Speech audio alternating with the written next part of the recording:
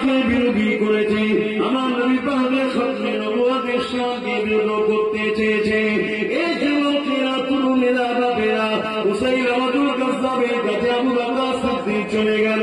আবু বকর সিদ্দিক থেকে বুঝাতে লাগলো, হে মুসাইলামাতুল কাযযাব, কেন তুমি এই মিথ্যা প্রচার করো?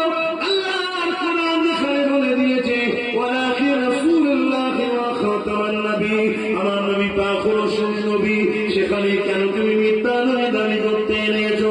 হে মুসাইলামাতুল কাযযাব, তুমি তোমার কথা থেকে তওবা করে ফিরে আসো।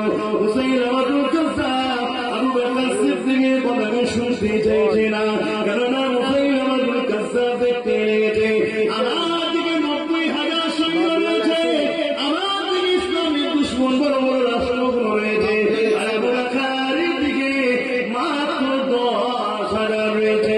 এই সুযোগটাকে কাজে লাগাতে হবে, এই সুযোগে কোনোভাবে ছেড়ে দিলে হবে না।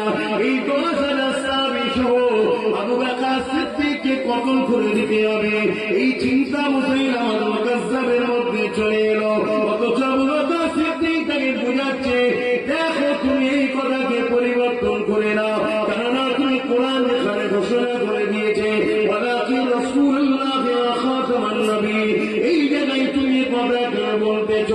মুসাইলামাতুল কাযযাব কোনো কথাই না কান দিয়ে সৈন্যদেরকে ইশারা করে দিল, তুমি হামলা করে দাও। সৈন্যরা সাহাবাদের উপরে হামলা করে দিল, মাত্র 10,000, ওদিকে মুসাইলামাতুল কাযযাবের 90,000। হঠাৎ করে হামলা করে দেওয়ার জন্য আমার নবী পাকের কিছু প্রাণপ্রিয় সাহাবা হুজুররা শহীদ হয়ে গেলেন, কিন্তু আবু বকর সিদ্দিক ঘোষণা করে দিলে 4 বছর খরচ ডিফেন্সে নেমে যায়।